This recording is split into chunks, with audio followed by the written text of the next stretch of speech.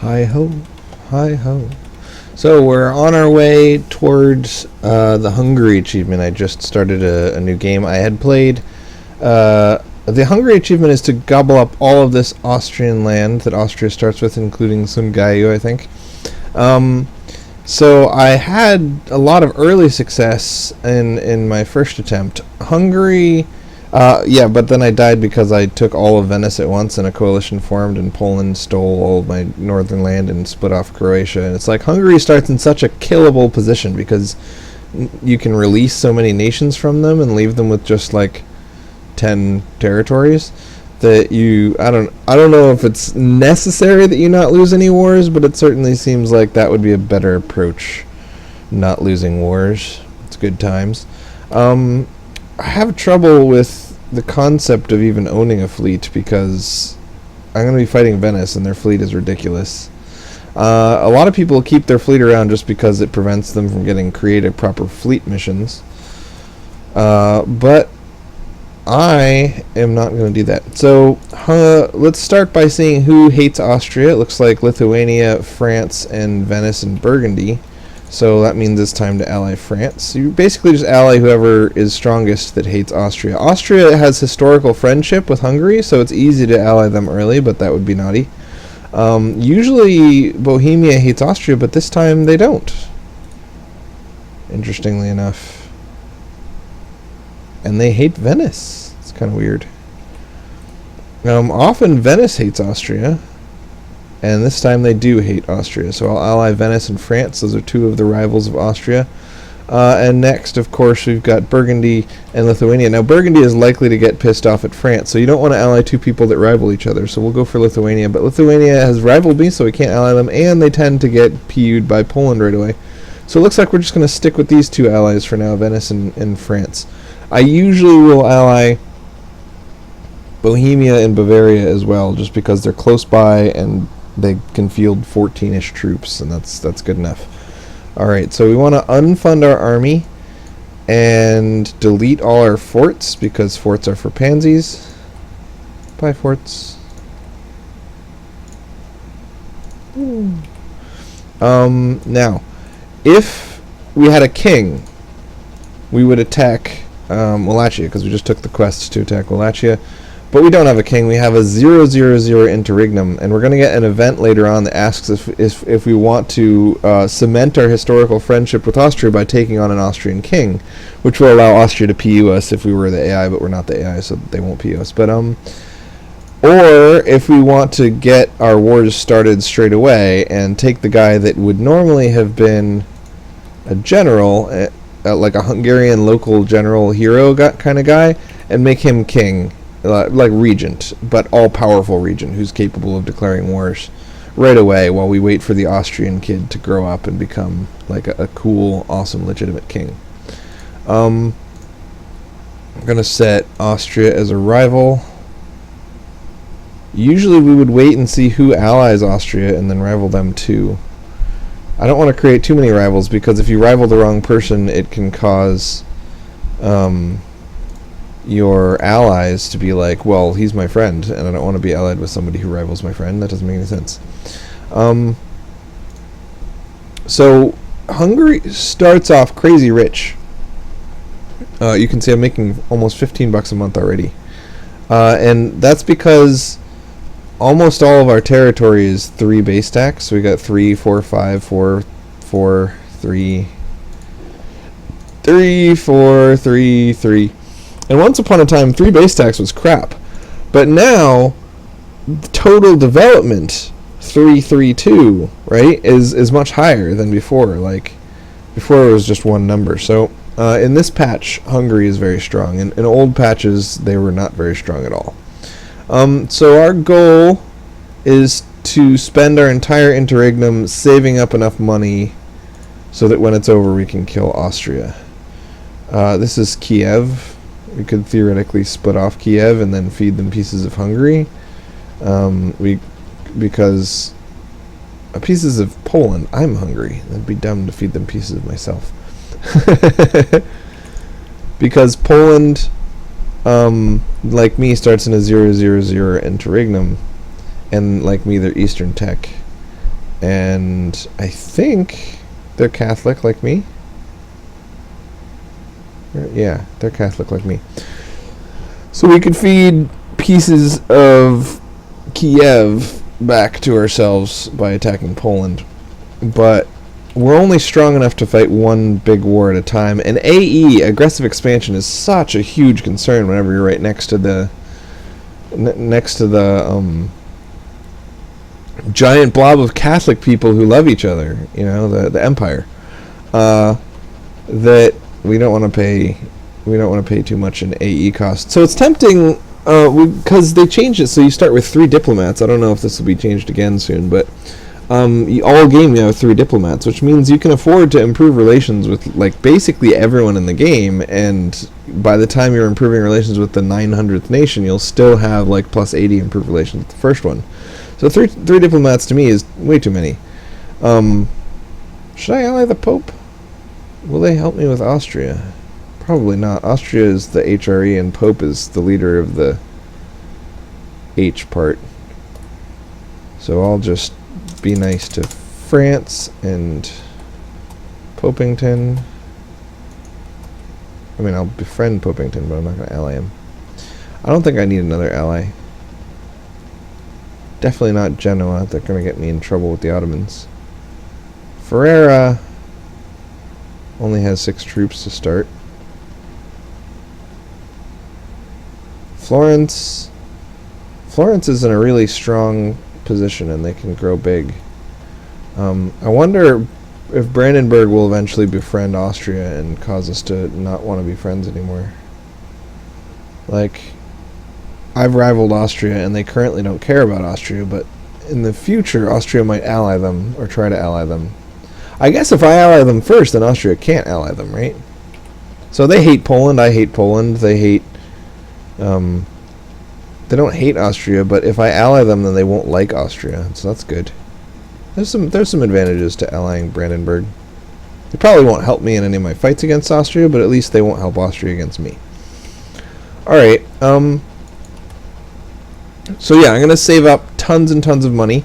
Then I'm going to go to like 50 supply of troops. Right now my max supply is 24, but that doesn't matter because what really matters is how much money you have, right? So each infantryman that I hire costs me 0.2, and I've got 9 available, so 9 times 5 is 45 more troops. So I can field 63 troops without going into debt if there was no penalty for going over force limits. But because of the penalty for going over force limits, I can only fund about 45 troops over 24. But I can go way over force limits is the point, because I'm crazy rich. So especially if I save up the money ahead of time. Alright, so here's the diet of 1445, with the country about to disintegrate after the disastrous battle of Varna and the death of King Ladislaw and the loss to the Ottomans.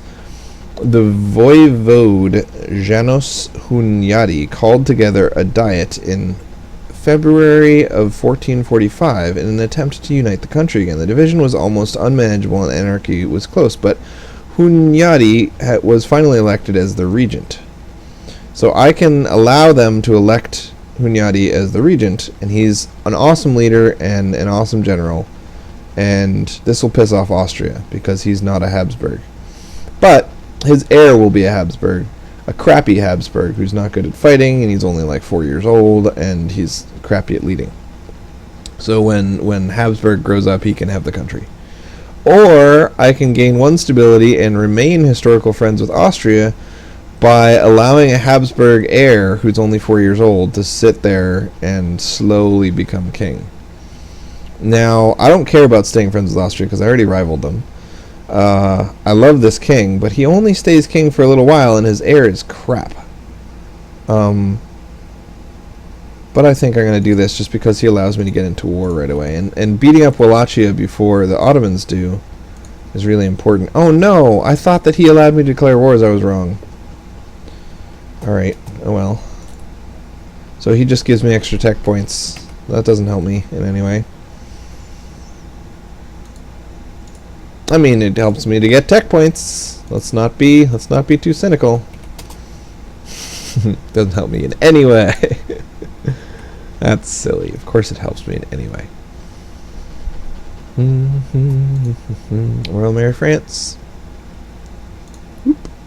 Alright, so let's improve relations with these people who are going to eventually pull me into a war with the Mamluks and the Ottomans, and improve relations with these people who are going to pull me into wars against England and Burgundy, and these guys are going to pull me into war with Poland. Venice wants me to fight Albania, which I'm not going to do, but they don't need me to because Albania has a total of like 6 troops, so whatever.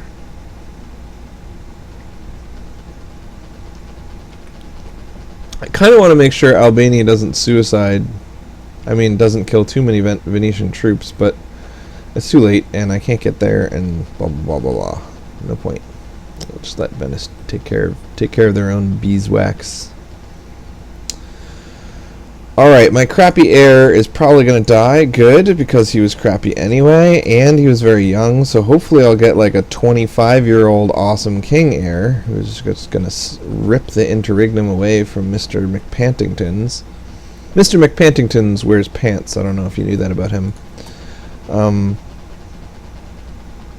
Yeah, most of my income is going to come from tax for a very long time. A lot of nations can get most of their income from trade right away, but in the last Hungary game I played, the Ottomans decided they wanted to own Albania instead of Venice, and they have succeeded at owning Albania instead of Venice, so whatever. Ottomans are now fighting Venice for control of Albania, and Albania is this, like...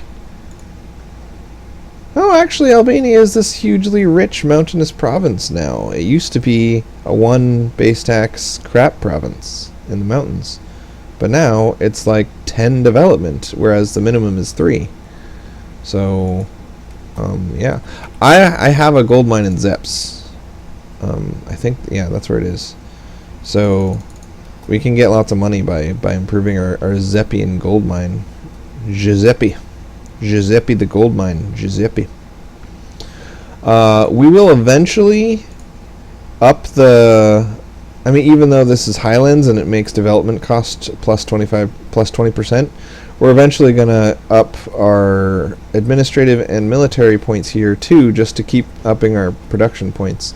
But for now, I want to keep all my admin and military points to myself because I want to get military idea as my first idea and not fall behind on military, because we're going to be fighting Austria as soon as our interregnum period is over.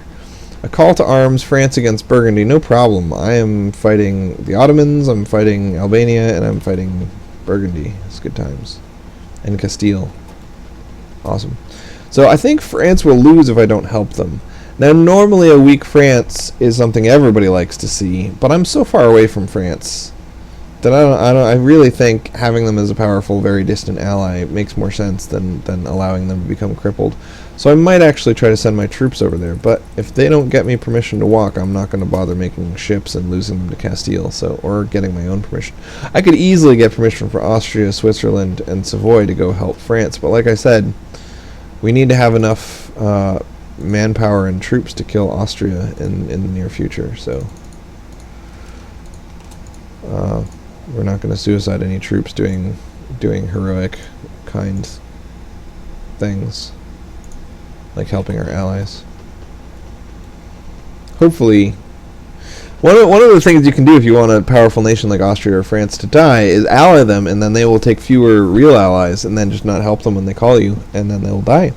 So that's kind of what I accidentally did here with France. I suspect with Castile and Burgundy together, France is going to die. Did Burgundy attack France or vice versa? Burgundy and conquest of Champagne. So yeah, Burgundy thinks that they and Castile together are more powerful than me and France together, and I'm not going to argue with them over the point.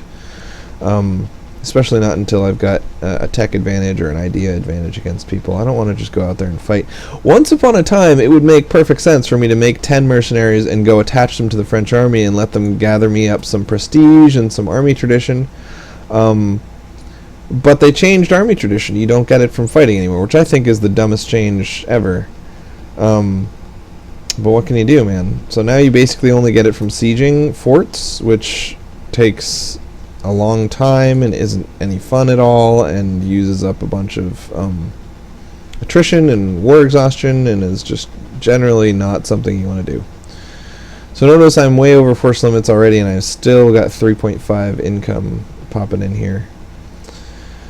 So it's going to be hard for me to use France to kill Austria if France dies to Burgundy and Castile, but what can you do, man? I want my very first conquest to be Wallachia if I can get in there before the Ottomans do, but I probably can't because this interregnum is lasting just as long as it's supposed to, which is too long. Actually, it's lasting even longer than it's supposed to. I have no air. It's not good.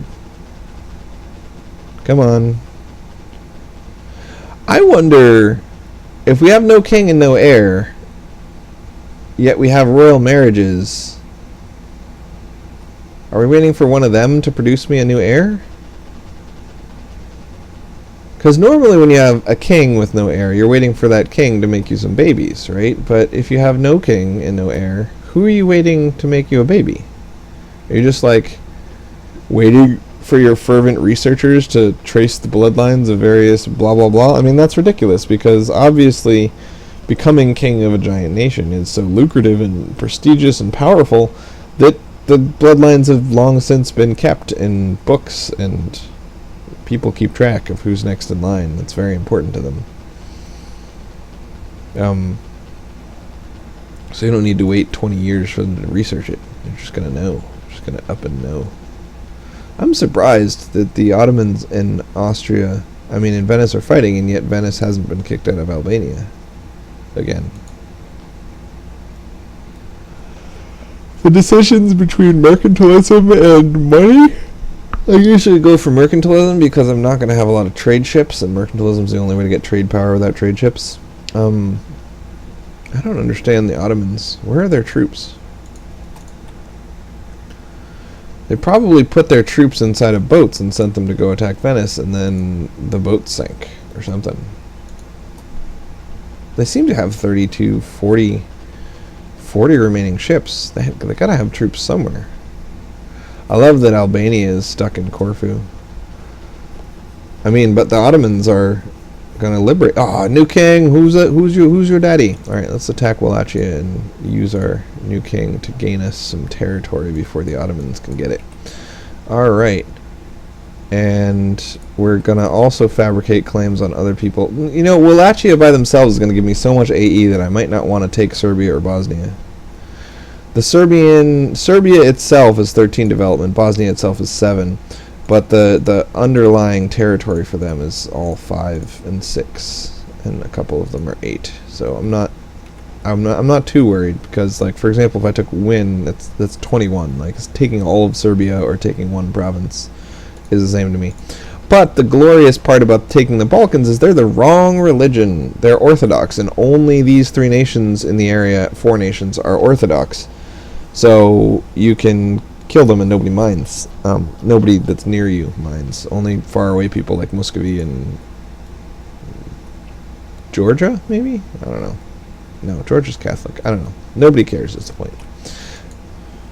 Alright, so we can use our brand new awesome king. Well, he's pretty awesome though, right? He's 523, which is much better than we would normally expect our king to be. So let's not get him killed right away. Plus he has no heir. I'm not a big fan of going right back into a Regency Council after escaping one. So let's get, oops, not that button, this button.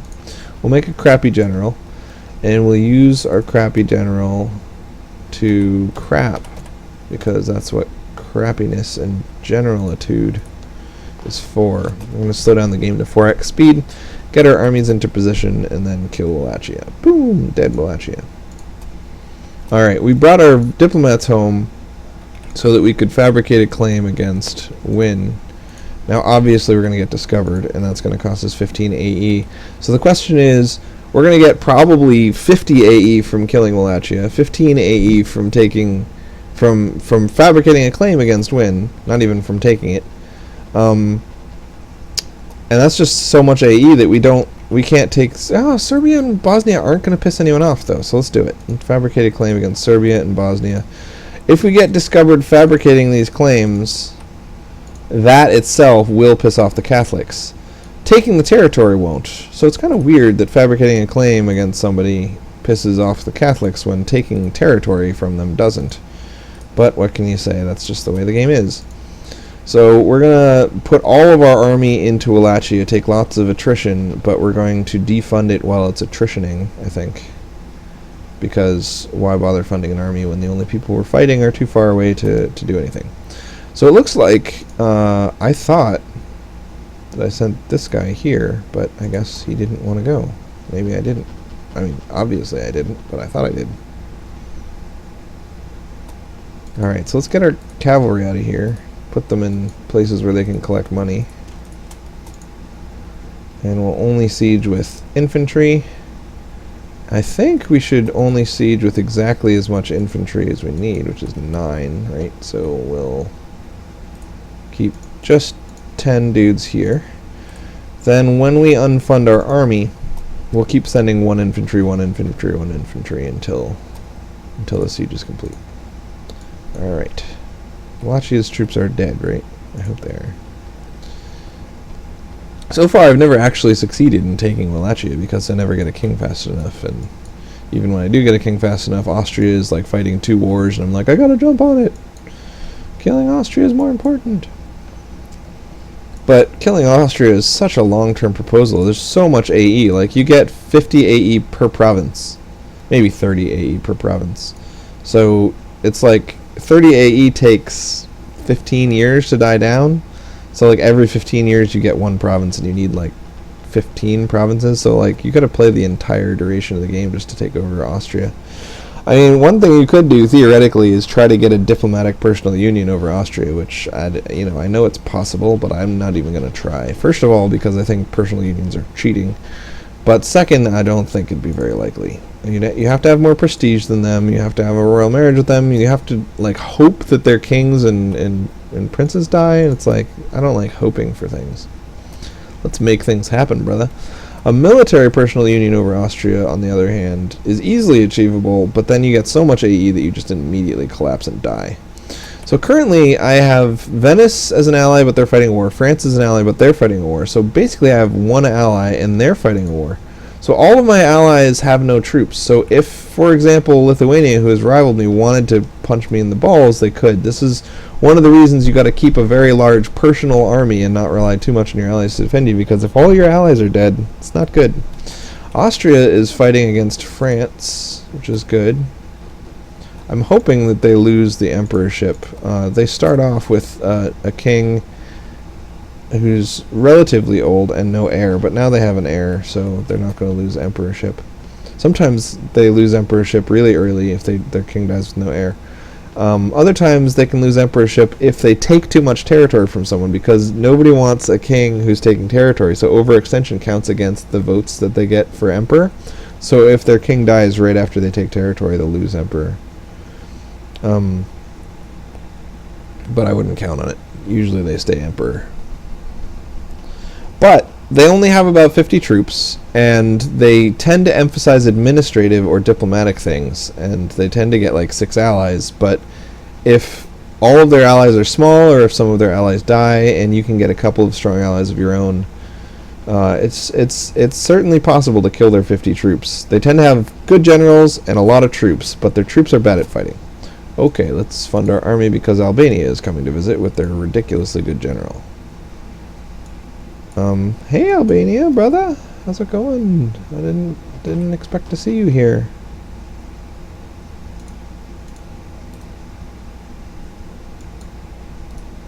I'm gonna send all my troops to go visit you.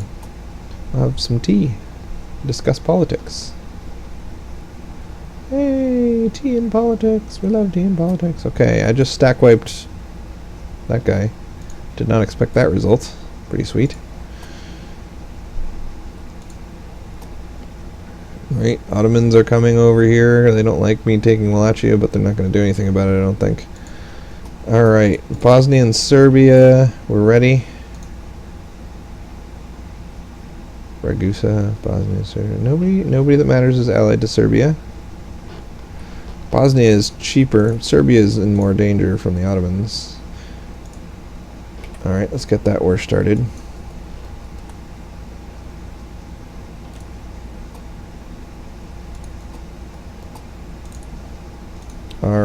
we'll stick with vassalage. We have the Diplo slot. Might as well. We can't feed them Serbia. It'd be better to vassalize Serbia. Nobody cares if we vassalize them, but nobody also cares if we take their territory. The problem is they're the wrong religion, and we can't convert Orthodox provinces until administrative tech like 5 or 10. So I don't want to take these provinces. I want a vassal. But do I want multiple vassals? Ooh, I can force religion and vassalize. This will just convert the capital to my religion, and then they'll have huge religious problems trying to convert their Orthodox provinces to Catholic for me. I like it. Let's give them huge religious problems. It's not like we need their troops, and they might succeed eventually. Alright. You go siege up Serbia, and Byzantium is at war with me, but I don't care because they're Byzantium. It's not like they're a real nation.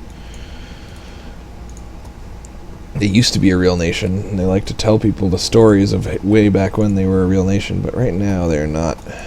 They're not a real nation. They're an ex-nation. Woo! Don't suicide into that. Who's that? Ragusa? I love how OPM's single province miners now have 10k troops. It's ridiculous.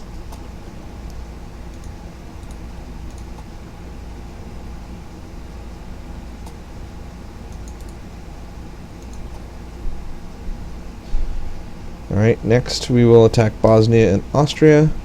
I'm thinking we might have to, not have to, but we might want to vassalize all three of them separately.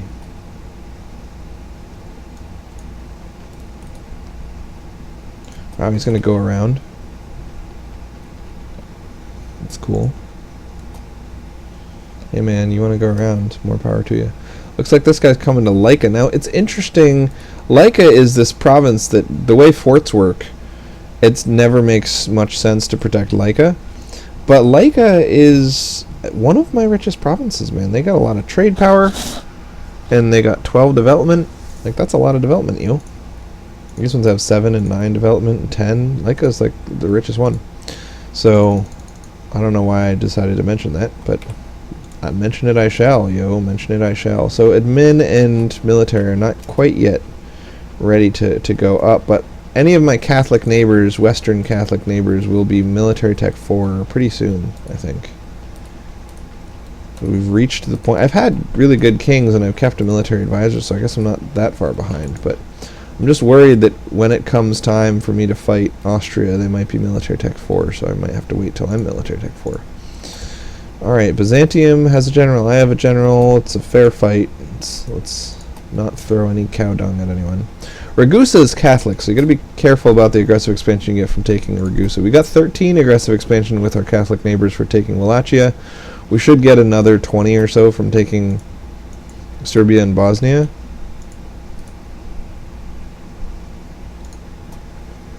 I'm surprised this Albanian war isn't over yet. It's kind of crazy.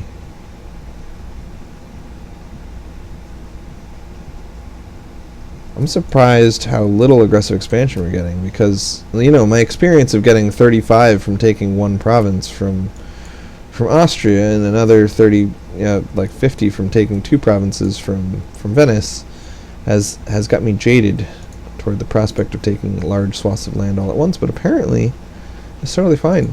Take whatever you want, as long as it's Albanian. I mean, you know, it's, what do they call Slavic? It's Slavic. You take as much Slavic territory as you want. No, I want you to split in half and leave some of it there so we can loot. I really like the new way looting works, like, because the big problem with looting before was that looting was really, really good, but it was really hard to do.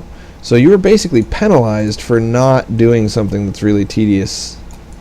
It was never like hard in the sense that only the best players can successfully do it right. It was hard in the sense that only the least lazy players could take the time to do it right. And that's the worst kind of game mechanic, in my opinion.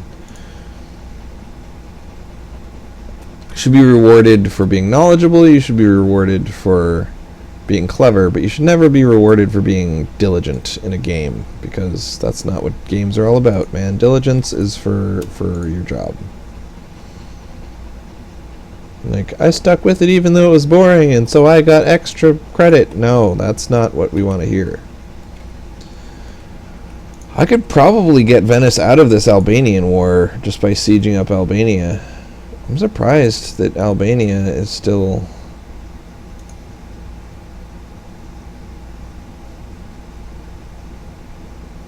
Venice doesn't want me to take a separate peace, but come on, man. They're not winning. I mean, they're winning this war, but they're losing against the Ottomans. Are they? They're not even fighting the Ottomans anymore. They got Albania wrapped up, no problem. So, who are the Ottomans fighting then? Byzantium. City of the world. If I take the capital of Byzantium, then the Ottomans can't do it, and I have permission to walk there. Sweet! I'm going to send one soldier over to hang out in Byzantium. Then when the Ottomans siege it up, it'll be under my control, and then the Ottomans won't be able to take Byzantium, and that will be hilarious. Alright, it's not worth crippling myself, because I have so far never actually needed to fight the Ottomans, so I don't care how strong they are. But it would be really funny.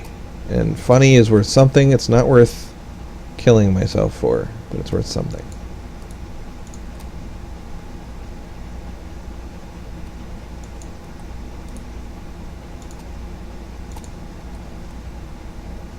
I would put my general in charge, but that's also not worth killing myself for.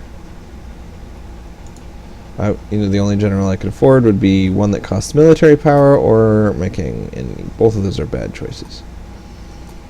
I have long-time rivals, but not enough of them, and I'm not fighting them. Very sad. Lithuania probably got PU'd, which is why that is the way it is. I think I'm going to go siege up Albania, and then we'll go for Constantinople. Now, if I'm going to get Constantinople before the Ottomans, I need to go now.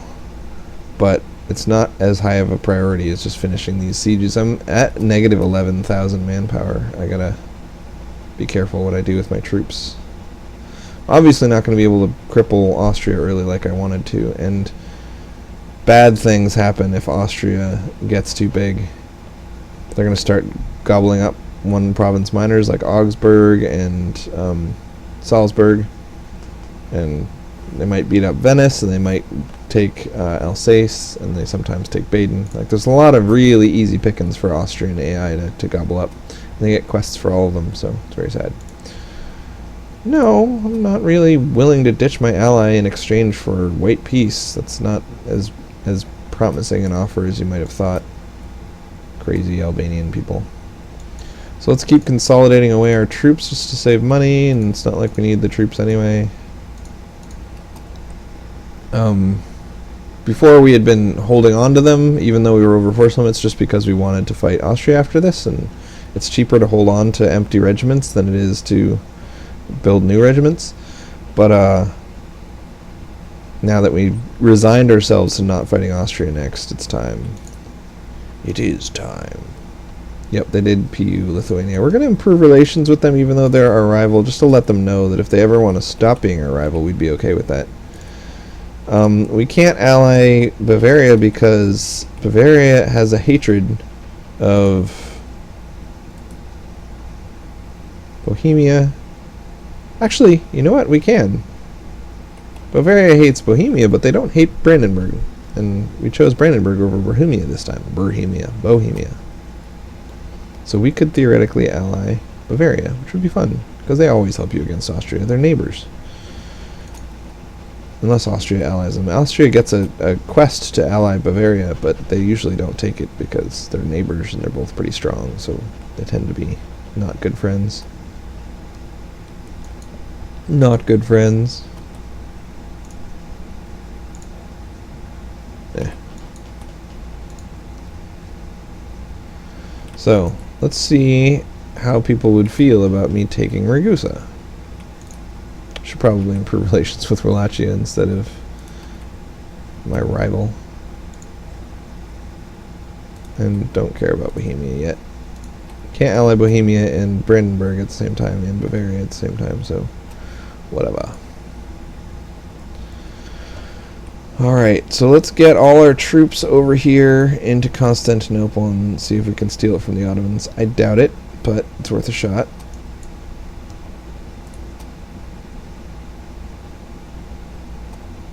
And we don't even really want to kill their troops, because then the Ottomans will have an easier time of getting their capital. But we can't just let them run around in our territory.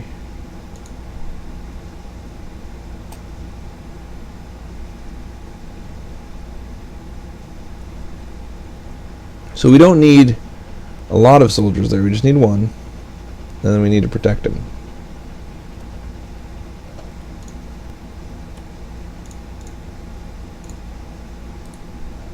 By killing any other armies that exist. And doing this properly means staying at war for like a really long time. Not sure if I want to do that either. But it could let me take Ragusa and then let the AE from taking Ragusa die down. This is going to be a bunch of AE, but I'm okay with it because we got lots of time before this war needs to end, right? Actually, once we siege up the capital, Serbia, the call for peace is going to be here soon. All right, we've got too much war exhaustion to core it. They're Catholic. We want them. Let's pay down some war exhaustion. We don't need Diplo anyway. And then we'll core it. Boom. The teachings of Cathol.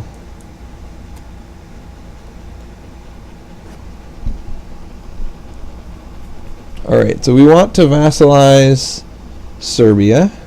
We don't want Albania, but Venice does, so we're suiciding some troops to attrition in the mountains just for Venice's benefit and not our own benefit. We don't want Constantinople, like in the sense that we would take it, because then the Ottomans would kill us, but we want to hold control of it so that the Ottomans peace out with Byzantium for this territory, but leave Constantinople in control of Byzantium. Because once Byzantium is reduced to just Constantinople, they'll at least exist. They can't be full annexed by the Ottomans. That's important. Excuse me. Scusa. So now we can take Bosnia if we think the aggressive expansion will be low enough. It's already up to 30 with Austria. We don't have a big army or powerful allies, so we got to be very careful about people joining a coalition. Like, the only way you can prevent people from joining a coalition is by having powerful allies and a big army, and we have neither of those things. So the AE we'd get from this with real nations like Austria is 22. So we got to wait 10 years before we can end this war the way we want to. So certainly we wouldn't want to start a new war.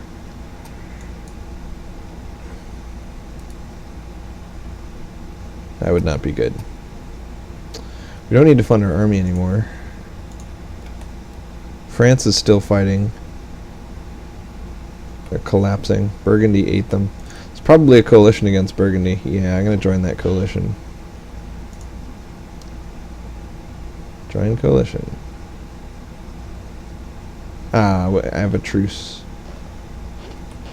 Because I watched France get beat up by them and didn't separate peace.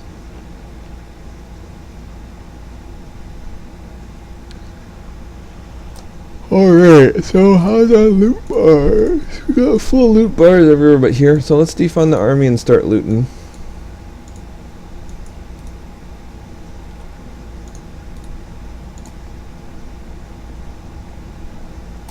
I can call one of my allies in against Byzantium. I obviously don't want to, but I can, is the point. I'm not trying to end this war, so it would be weird to call in an ally and be like, hey buddy, help me not end this war at all. No, that's not right.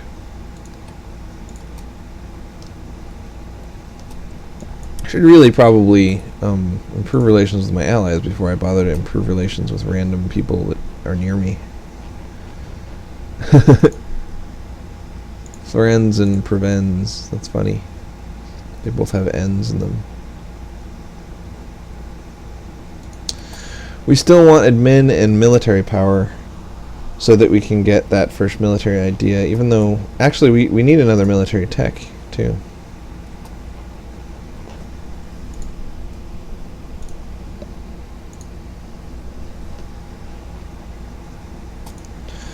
So I think the most lucrative way to loot would be to put all your troops in one place, loot it quickly, and then get out so that they can start refilling the loot bar instead of spreading out and looting everything at once. The problem is that the supply limit in the winter here is 12. So I guess we could form 2 armies of approximately 12 size, but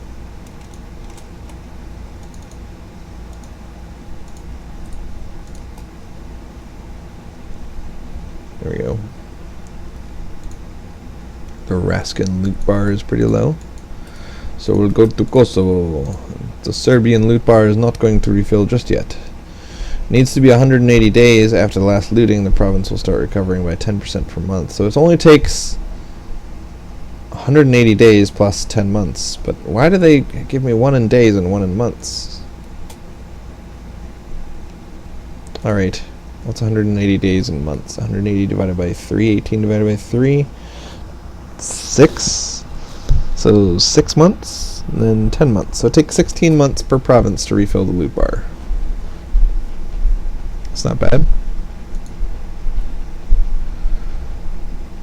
Alright. Well, our Balkan adventures and our Annoy the Ottoman adventures are mostly over, and we're going to stop here and pick up, you know, after this. I suspect the next moves in the next episode will be wait for AE with Austria to drop low enough that we can actually vassalize Serbia, then wait for AE with Austria to drop low enough so that we can vassalize Bosnia, and then wait for AE with Austria to drop low enough so that we can kill Austria. But we have a lot of temples to build, and we have a lot of improvements to Zeps to do, and we have a lot of teching up to do, and we want to get our first idea, which will probably be defensive, which will reduce attrition and give us army tradition and give us morale. Yeah, so lots of good reasons to wait, on top of the fact that we need to wait or we will die to a coalition. So see you next time.